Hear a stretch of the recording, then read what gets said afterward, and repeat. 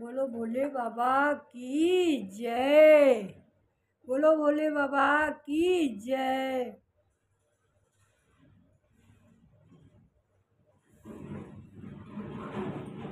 बोलो भोले बाबा की जय।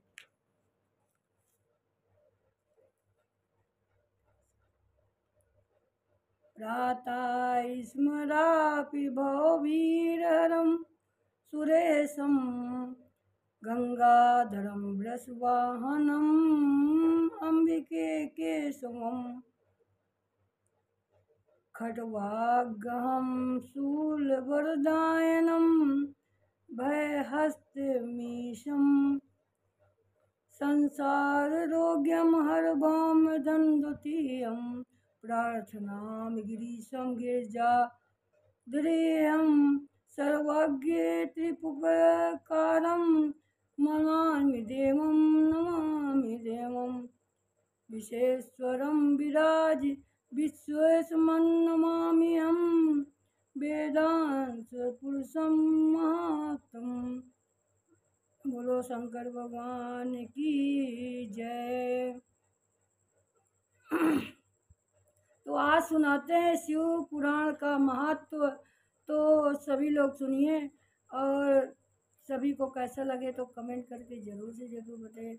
बोलो शंकर भगवान की जय। भगवान व्यास जी के प्रिय शिष्य सूत जी सौनकादिक ऋषियों का आग्रह शिव पूर्वक पुराण सुनने के लिए प्रार्थना की। तो क्या हुआ, सर्वप्रथम सूत जी बोले, हे ऋषियों, आप लोगों में धन्य है जो आप में शिव की उत्तम कथा सुनाते हैं और उनसे प्रीत हुई है। उनके सामने मैं शिव भक्ति बढ़ाने के लिए शिव को प्रसन्न करने वाला काल रूप सर्वनाश करने वाला श्री शिव जी ने स्वयं ही अपने मुख से सौनक कुमार जी से किया। एक दिन वो शिव पुराण कहा। इसके श्रवण से मन में कलयुगी जीवों का मन शुद्ध हो जाता है और महर्षियों को सर्व प्रकार का दान एवं यज्ञों को करने में अनायास ही मिल जाता है। इस ग्रंथ की 7 संहिताओं में है। इससे कुल में 24,000 श्लोक हैं और संहिताओं में इस प्रकार का विशेश्वर संहिता और क्रोधरष्टि उमा संहिता, कैलाश संहिता, 7वीं वायु संहिता, शिव पुराण, महान आदि दिव्य पुराण है। सर्वोपर ब्रह्म तुल्य और शुभ गति देने वाला तथा सर्वोत्तम पुरुष को पुराण सदा सेवन करना चाहिए। इसलिए सभी को पुराण का मनन करना चाहिए। पापी देवराज की मुक्ति की कथा। सो सभी लोग सुनिए और सभी लोग जाने। सूत जी बोले, हे ऋषि, तुम दुराचारी, पापी, कामी, दुष्काम हो और कथा इस द्वारा शुद्ध हो जाते हैं। लालची, मिथ्या भावी, पिता को दुख को देने वाले और सभी पाखंडी हिंसक पतित होकर के दुर्लभ पुरुष की कलयुग द्वारा पवित्र हो जाते हैं। इस प्रसंग में यह प्राचीन कथा आपको सुनाते हैं। सो श्रवण करके सभी पापों को नाश कर देता है। किरात नगर में एक दरिद्री दुराचारी ब्राह्मण रहता था जो धर्म देवों से विमुख था और संध्या वंदन किया करता था और बहुत ही धन निष्ठा इकट्ठा किया करता था। एक बार तालाब में स्नान करने गया। वहाँ एक शोभावती नाम की वैश्या आई थी। उसे देखकर व्याकुल हो गया। वह वैश्या भी एक धनी पुरुष को देखकर उस पर आकर्षित हो गई और वे दोनों पुरुष स्त्री चिरकाल में कामनासक्त हो गए और वो बार बार समझाया गया परंतु वो एक भी न मानी। उसी बीच एक दिन रात्रि में ईर्ष्या के कारण सोते हुए माता पिता स्त्री को मार डाला और धन संपत्ति ले जाकर वैश्य को दे दिया। तो जानते हैं वो जो दुराचारी ब्राह्मण था उसने अपनी स्त्री को मार दिया और जाकर पूरा धन वैश्य को दे आया जा करके। दैव वियोग से वह प्रतिष्ठापुर में आया और वहाँ एक विशालकाय देखा जिससे अनेक साधु जन करते थे। वहाँ ब्राह्मण जहाँ बीमार पड़ गया तो उसी अवस्था में उसे एक ब्राह्मण के मुख से शिव के पास पवित्र कथा सुनी। एक दिन अनंतर देवराज नाम का ब्राह्मण मर गया। यमदूत पकड़कर उसे यमपुरी ले गए। उसी समय शिवलोक से शिव जी की दूत विशूल ले हुए, भस्म लगाए हुए, रुद्राक्ष धारण किए हुए और उसी लेने यमलोक पहुँचे। और यमलोक देखकर राजा ब्राह्मण को छुड़ा लिया। फिर उसे दिव्य विमान में चढ़ाकर कैलाश पर ले जाने लगे। उसी समय यमपुरी में भारी कोलाहल हुआ। उसे सुनकर स्वयं यमराज वहाँ आए।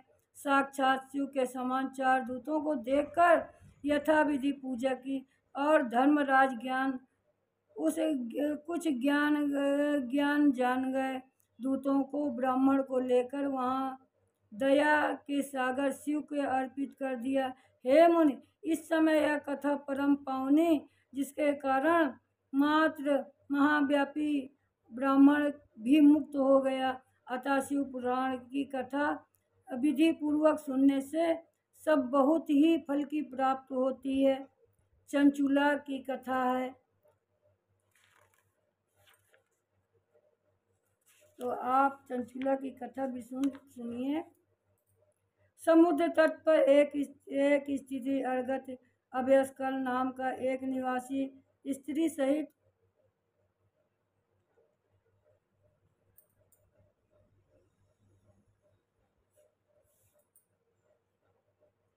बुद्धि के थे और पुरुष पशुवृत्त होकर स्त्री व्याभिचारिणी थी। उसका त्रिभुवन नामक ब्राह्मणी भी रहती थी और उसके यमता तथ्यकाल जगवंती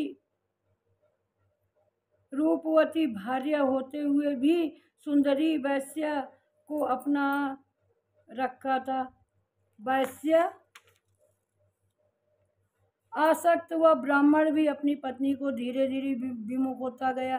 कुछ दिन तक वह ब्राह्मण पत्नी चंचुला काम के वेग से सहन करती रही, परंतु वह युवती के लिए सदा के लिए ही इंद्रियों के निरंतर करना संभव न हुआ। फलता हुआ एक जार से रीत करने वाली एक स्त्री बिंदु अपनी पत्नी प्रमुख के साथ रमण करने के लिए करते हुए देखा। वह क्रोध से विचलित हो उठा। जार पुरुष तो वहां से भाग गया, परंतु बिंदु ने अपना सारा क्रोध अपनी पत्नी पर उतारने लगा। मुक्कों से उसकी पिटाई करने लगा। चंचुला ने अपने पति के विनय पूर्वक कहा कि जब आप मुझ जैसी पतिव्रता रूपवती स्त्री युवती को छोड़कर वैश्या के पास जा सकते हैं, मुझे कितना दुख होता है। और आप और मैं कुछ भी नहीं बोलती हूँ। दीर्घ काल के लिए काम पीड़ा में सहन करती रहती हूँ। यज्ञ सब सोचकर समझकर और बताइए।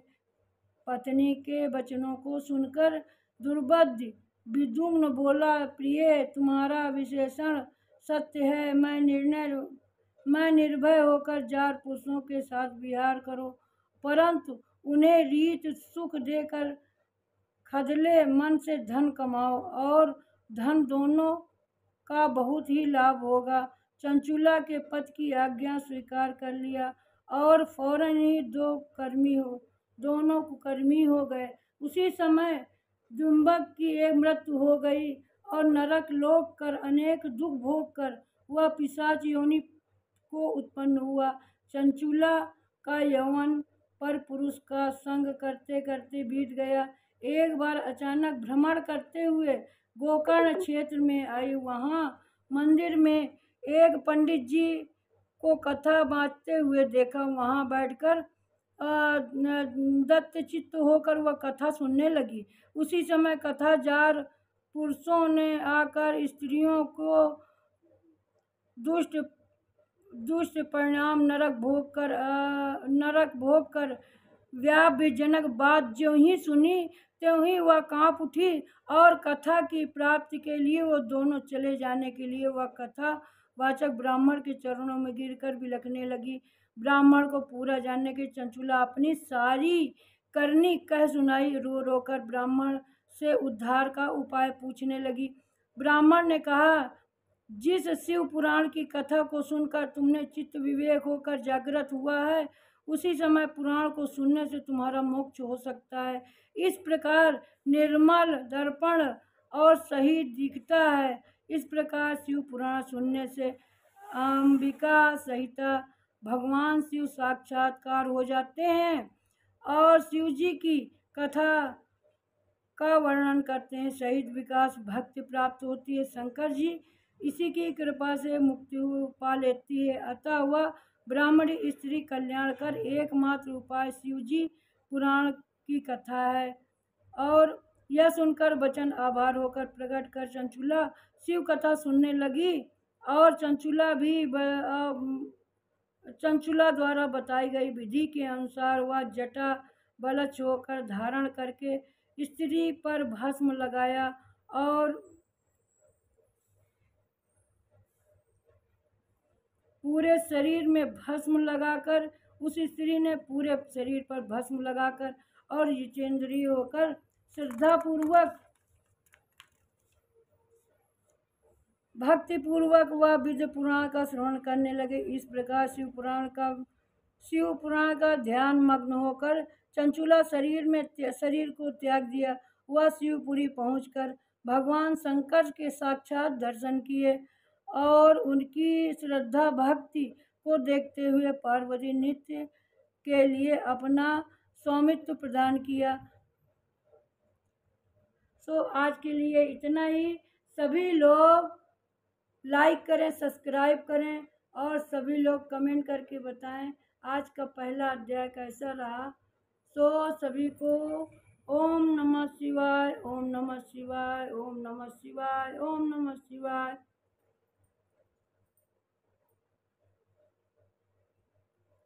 और शिव पुराण की कथा जो सुने वह श्रवण करके अपने शुभ मुहूर्त को निकालना चाहिए।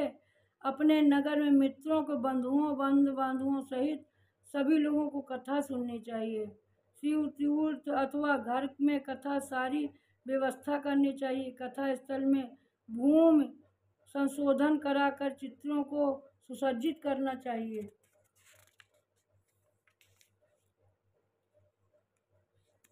सो इसी तरह से बोलो शिव पुराण महाराज की जय।